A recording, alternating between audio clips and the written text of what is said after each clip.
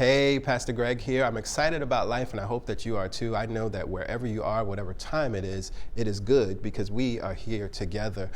We are in the final week of the Worthiness Project. It has been so awesome. If you're not following us on Facebook, please go to our Facebook page. You'll see videos of kids affirming their worthiness. You'll see pictures of our community affirming their worthiness. If you haven't gotten your worthiness sign, I am worthy, please go to the link here. I'll share it again. It's www.celebrationsc.org/I am worthy. Download your sign, take pictures with it, hang it up in your bathroom, anywhere where you can see it to be reminded of your worthiness. We have an absolutely powerful message ready for you today. Let's get into it. Oh, we are enough.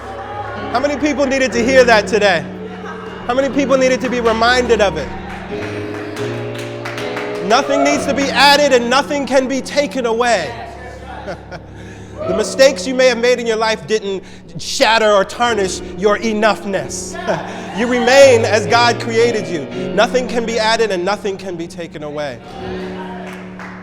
Well, good morning, Celebration Spiritual Center. How are we feeling? Feels good in here as it always does. Awesome, awesome, awesome. So I'm going to move right in to our message for today. And as always, I like to review a little bit. We've taken an awesome journey this month. We started with, who are you trying to convince?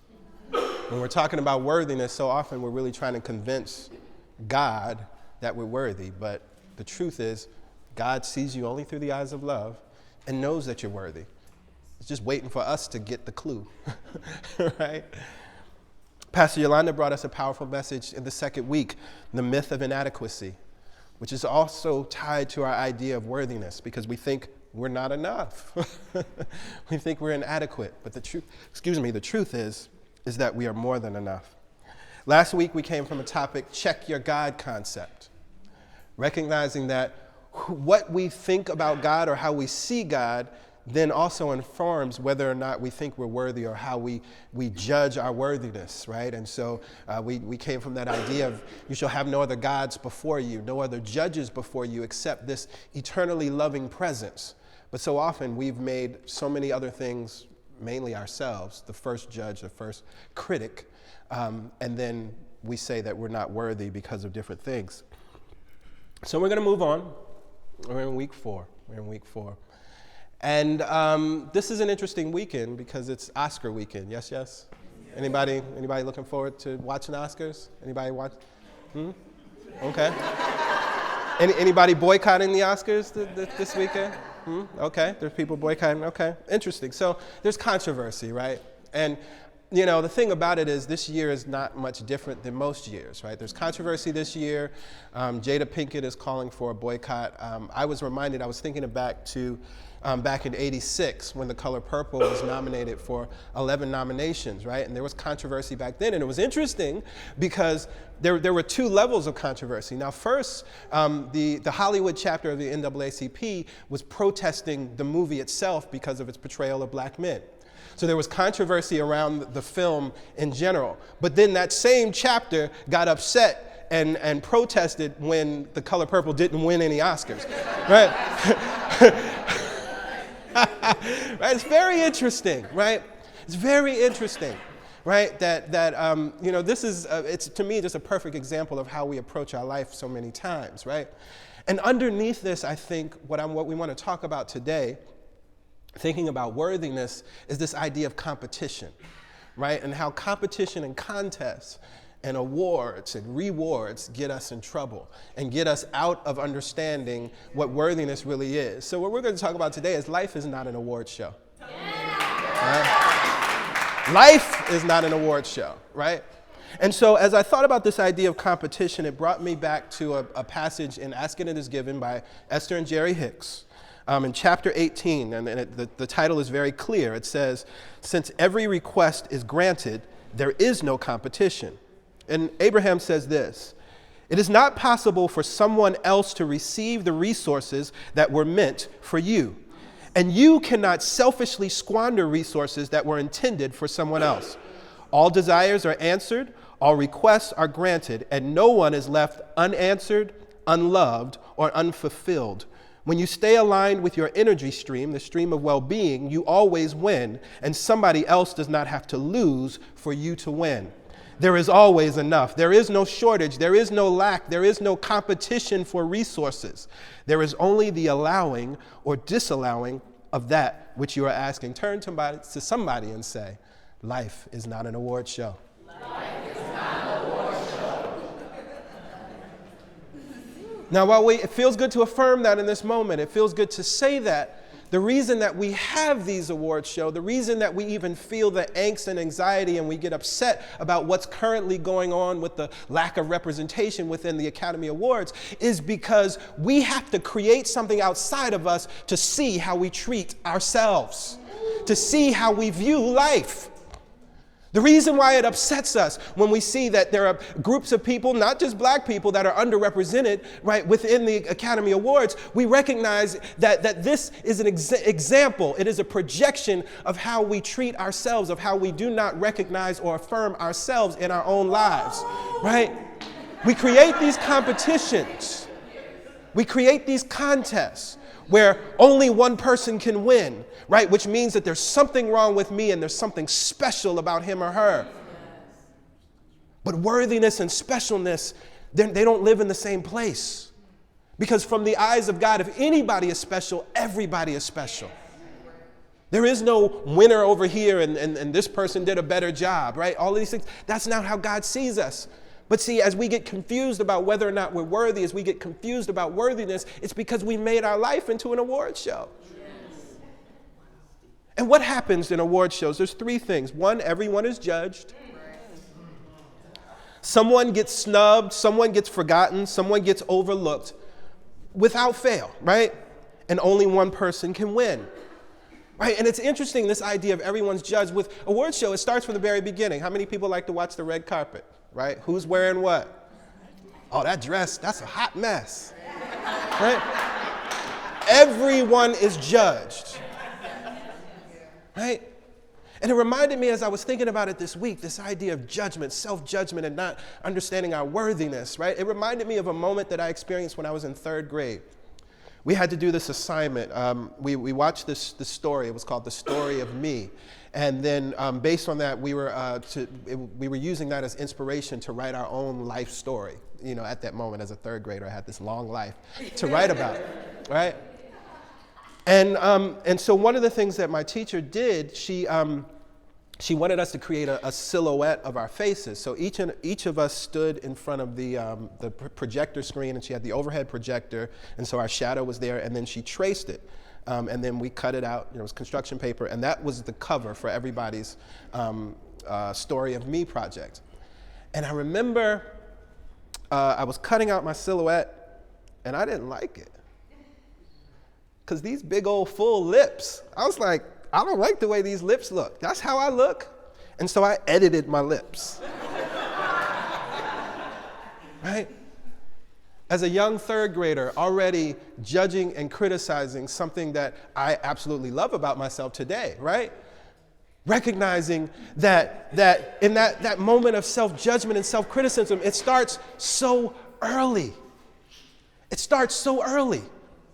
But again, this idea that life is not an award show, but everyone is judged. That's the first thing that happens with award show. That's the first thing that happens. Think about the times in your life that you judge yourself, that you treat yourself the same way that you may treat a celebrity that's outside of you, and so, you know, you can talk about them, right? When you see them on the TV, looking a hot mess, right? You don't like the shoes that they have on. You don't like the jewelry that they have on, right? We're creating this projection outside of ourselves, and if we're aware enough, we can actually begin to see how we're actually treating ourselves, how we're actually speaking about ourselves. Now, Pastor Yolanda talked about this idea of displaced divinity, and last week I talked about the judge, right? And so I ask yourself, even in this moment, as we're not feeling good about the Academy Awards, as many of us are choosing to boycott, who's the Academy in your life? Who's that set of people, that set of rulers, that invisible set of people, the proverbial they, that is keeping you from getting your golden statue? See, because if life is an award show, everybody's judged. That means that you have a academy in your life that's judging you. Now, the other thing that's interesting when we think about this idea of judgment and we think about this idea of, not receiving awards, I thought it was interesting that when you look at the top 10 paid actors on the planet, only one of them has ever won an Oscar, right? The highest paid actor currently, as of 2015, is Robert Downey Jr. $80 million. One nomination, no wins. But he got $80 million. He's Iron Man. Right? And I bring that up to bring up this point of what are we using to determine our worth and our value? Now, you don't have to use the amount of money that you're making to determine your worth or value, but it starts to put things in a different perspective. If you're thinking, oh, well, this person is not affirming me, this person is not valuing me, but then you can look over to all of the tens of millions of other realities in your life that say, my life is actually pretty good, right? It goes on, even if you look, even within the top 34 highest paid actors, only 9 have been nominated. And only 1 has actually won, right? So what are we using as the scale even that we're judging our lives? Because again, the truth is you're worthy. The truth is you are enough, just as you are. You don't have to win anything. It doesn't matter how many movies you've done. None of those things matter, right? It doesn't. All of those things are wonderful, right? And we're here on this earth to just be an expression of the activity of God, an expression of love. Whatever that looks like for you, do it. We're not here to do things to prove our value. Yes. See, hear that. We're not here to do things to prove our value, to prove that we matter, to prove that we're enough, to make our voice be heard. God hears your voice. God is you. You don't have to do that. But if you're choosing to express yourself because it's just who you are, to just express the God that's within you, the God that is you, beautiful, do that. But then if that doesn't turn you on anymore, do something else that brings you joy and bliss and happiness. But let's get rid of this proving, because you don't have to prove your worth. Now, what is the other thing that happens in an award show? I said someone gets snubbed or forgotten or overlooked, right? And this takes us back to ideas about competition, but it also takes us back to ideas of lack, right? That there's not enough, this is a theme, that there's not enough.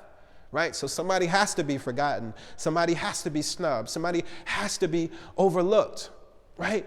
But think about this for a second, and this is why we know it's an illusion and why it's a fallacy. How many fast food restaurants can you name right now? Can you think of right now?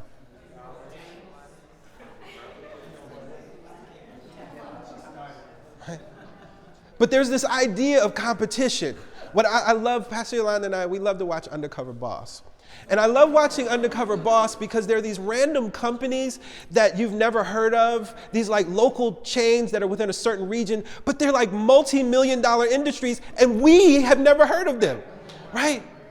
But there's this idea, again, if life is an award show, that somebody has to be forgotten, somebody has to be snubbed, somebody has to be overlooked, and there's not enough for everybody. Now, if we can think of at least 10 fast food restaurants, think about how many new restaurants or fast food restaurants, chains that have been created in your own lifetime. In your own lifetime, but supposedly there's not enough. And if there's not enough, then again, that takes us down the spiral of worthiness and, oh, I got to prove this. But the truth is that there's more than enough. And it's right in front of our eyes. But if we keep telling ourselves the story of competition, if we keep telling ourselves the story of lack, if we keep telling ourselves the story of not enough, that's what we must see. That's what we must experience. But again, there's something within you that knows the truth. That's why you get upset when you see this happening in the award shows, in the Grammy Awards, the Oscar Awards, whatever it may be. The Beatles never got a Grammy Award. The Beatles never got a Grammy Award. Right? But look how we have used these again, these judges and these juries, place them up here on a pedestal to determine our own or someone else's worth or value. Your worth or value is inherent. You came to the world beautiful, perfect, whole, and complete. You will leave this world beautiful, perfect, whole, holy, and complete. Start living from that place now.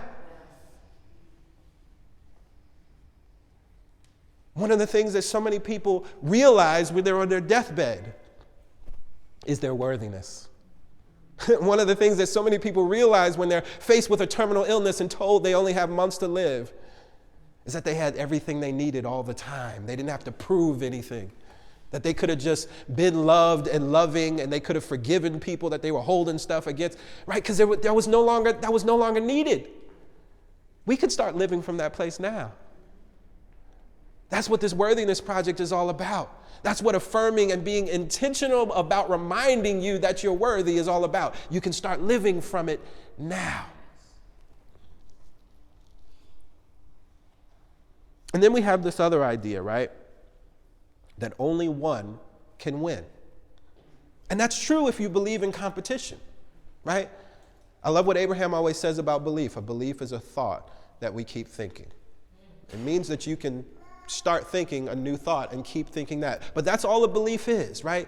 We believe that only one can win. But again, we just talked about this idea that there are, I don't even know, probably hundreds and hundreds of fast food restaurants all over this country that we know about and don't know that are thriving.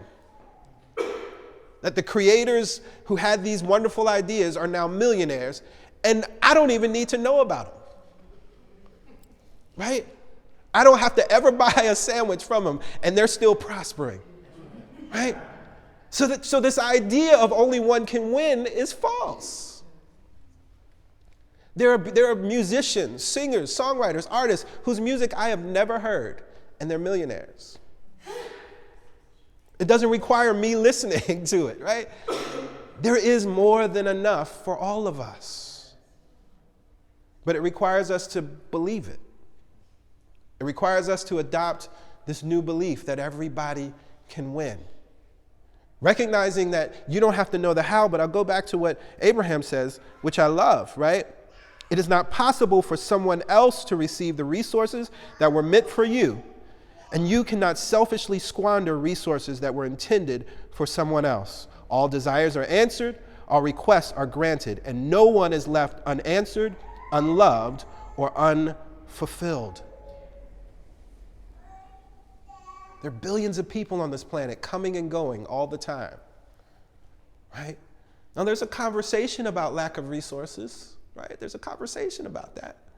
But even as there's a conversation about it, has anything run out?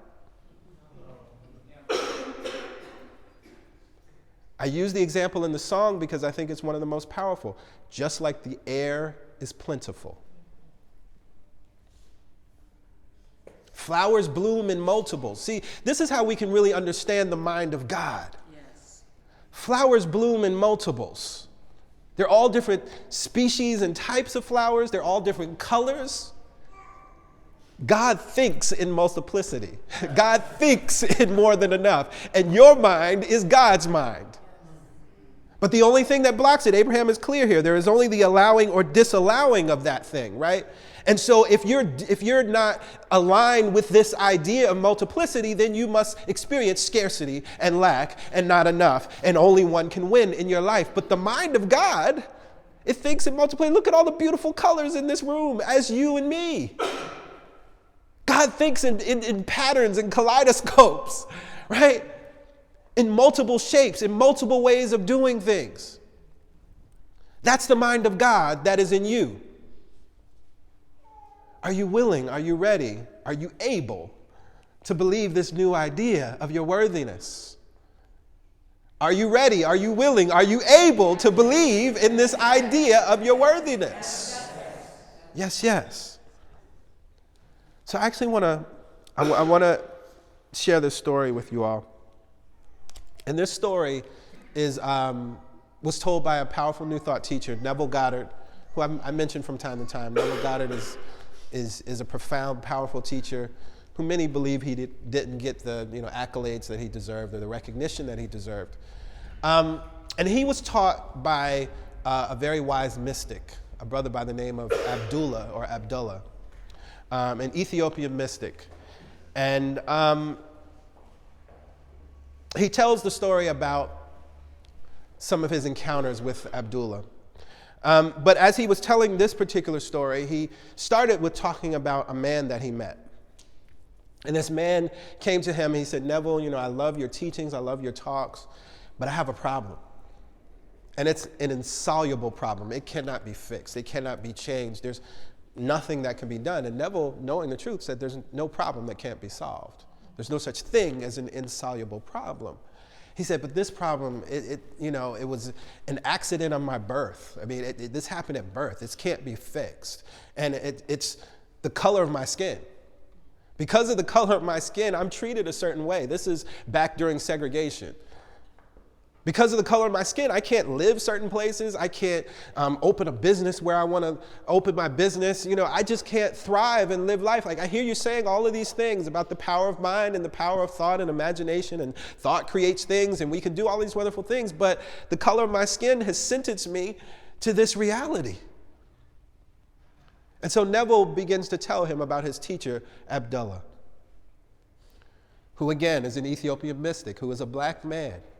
And he said, what's interesting about my teacher, he said, I watched him over and over again, and he was never subjected to these things. In the midst of segregation, he had a front row seat in the opera house. How's that possible?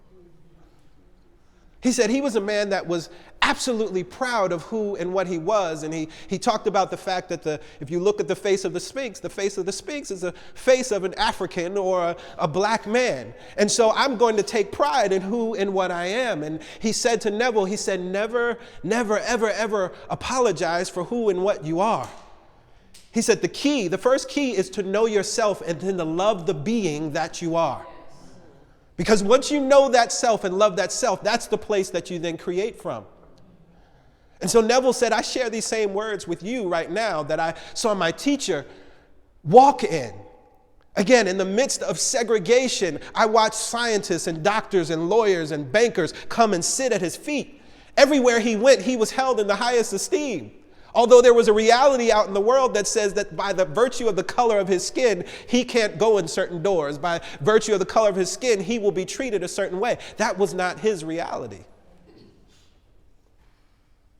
And he said, I recognize that here and now that you're having an experience based on something that you've seen as a child. But we must understand the power of our mind. You received an idea. As a child, you saw these signs colored only, white only, and you received an idea, and that became a belief. That created a being. He said, not a being that is you by your name, but a secret being. It's the being that goes out and draws into your life everything that represents your beliefs. We each create a being, a secret being, as Neville Goddard calls it, that is the sum total of what we believe to be true about life. And that being goes out and pulls in every experience into our life. And so he recognized that, yes, as a child, he grew up in segregation. As a child, he grew up in this reality. And so that created a secret being, his pattern of beliefs. And so he had to continue to experience those things until he changed his beliefs. Now, this brother didn't really receive that message too well. As I'm sure some of you may not be able to receive that message too well in this moment. But he took what he could and he went away. And 3 years later, he ran into Neville again. And I want to read you the words that he says. He says, Neville, it took me almost 3 years to really overcome that fixed idea that I, by the accident of birth, would be a secondary citizen, but I overcame it. Now, here is my office on Wilshire Boulevard. I picked this one not because it was the only one offered. 4 equally wonderful spots were offered to me. I took this one because it had greater telephone facilities, but the others were equally good. Now, here is my office. Now, you couldn't judge my income just by this office, lovely as it is. Everything is nice about it, but Neville, this year, I will net $250,000, right? And we're talking, this is in the 40s and 50s, right? $250,000 was a lot of money. And people couldn't imagine a black man making that amount of money at that time unless you were an athlete or an actor, right? It took him 3 years. But he recognized the truth that his thoughts create his reality. And our thoughts, this belief, this thought that we keep thinking, it creates a person that is going out and drawing everything into our life. And so we recognize that collectively as humanity, we've created a secret being that looks like an award show. But it doesn't feel good, y'all, does it? It doesn't feel good to see, I mean, you know, even let's just imagine, right, that there was, you know, equal representation across all different nationalities and cultures within the Academy Awards. Somebody would still lose, even with equal representation. But we recognize that every year there are brilliant films that come forward. There are brilliant performances that come forward. What would life look like if we had an affirmative award show where we just affirm and laud and bring value to everyone who just gave a powerful performance that year? Everybody gets an award. Because see, that's what God sees. God is not looking at us and saying, oh, well, you know what? I created, 10 billionaires this year, so I can't do any more this year. I'm sorry, y'all. Get in line next year. Oh, well, you know, this person really wanted that new job, so I had to give it to them. You know, get back with me next year. We'll see what we can do. The truth is, God, which is an invisible substance that can become everything, anything that we want, like I call it Play-Doh, right? It's like Play-Doh, it can become anything. It is waiting for us to receive that which it is, that which we want it to be, this pattern of belief that we must create. So we can affirm the truth that life is an award show, or we can flip it and say, my life is not an award show. The truth is, I'm a winner now. The truth is that I always win. The truth is that there is no competition. The truth is that there is no lack of resources. The truth is that there is no academy judging my performance. But there is only a loving presence that is always seeking to love me just a little bit more. So let me get still. We sang it earlier. And let this loving presence just love me. Let me get still, still these foolish thoughts about life being an award show, still these foolish thoughts about judgment, still these foolish thoughts about being overlooked, forgotten, and snubbed, still these foolish thoughts of only one can win, and let me just let love, let God, let life, let the divine presence love me. Let me still these thoughts. Because I recognize now, if I didn't recognize it before, I recognize now how they've been creating in my life. I recognize now that they created a secret being that was drawing in all kinds of foolishness and things that did not feel good. But I'm getting back on my throne now. I recognize the power that I have. And if it takes me 3 days, 3 years, it doesn't matter. Yes. I'm going to experience my good. I'm going to experience the fruits of knowing my worthiness, no matter what. And on that, I invite everybody to stand. No matter what.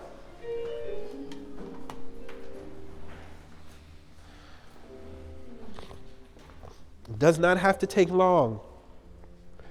But as David said so beautifully, it takes the choice.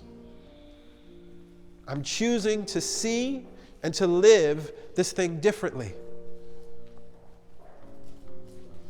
Still your thoughts and let life love you. Yes. Do as our brother Jesus did so powerfully. Speak peace and then say, be still, foolishness. Yes. Be still, lack. Be still, doubt. Be still, worry. Be still, competition. Be still. So in this moment, Mother, Father, God, we are grateful and thankful to be reminded that we are worthy just as we are. We are grateful and thankful for this journey that we have taken over the past 4 weeks to come back in contact with an original idea about us.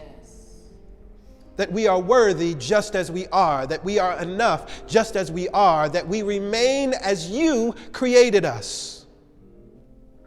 And we recognize that in your mind there is always enough. We recognize that in your mind there is no competition. We recognize that in your mind there is more than enough love to go around for each and every one of us. We recognize that in your mind we cannot take away from someone as we receive. We recognize that in your mind we don't have to worry about there being enough for all of us. And as we know that your mind is the mind in which we think, we now say that God's mind is my mind. And as we know that God's mind, love's mind, the universe's mind is our mind, we now take on those thoughts. Just as we hear the words of Paul, let this mind be in you that was also in our elder brother, Christ Jesus. We let this mind be in us now.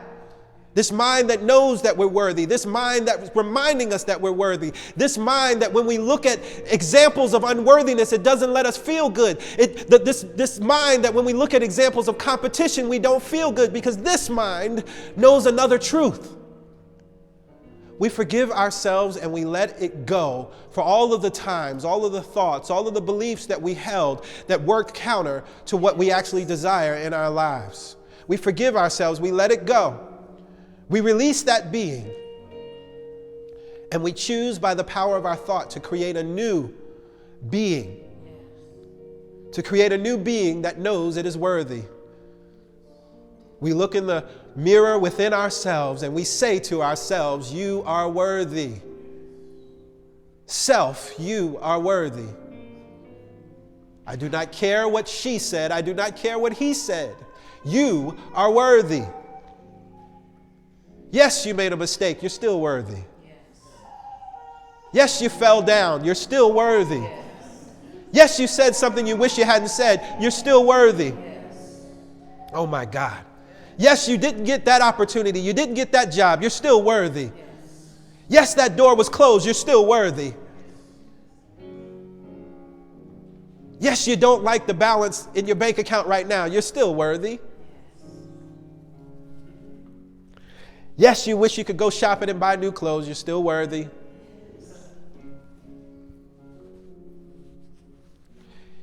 You remain as God created you. Worthy, worthy, worthy, worthy, worthy. And so as we close, let us affirm that truth once again. And we put our hands on our heart and we say, I am worthy. I am worthy. I am worthy of it all.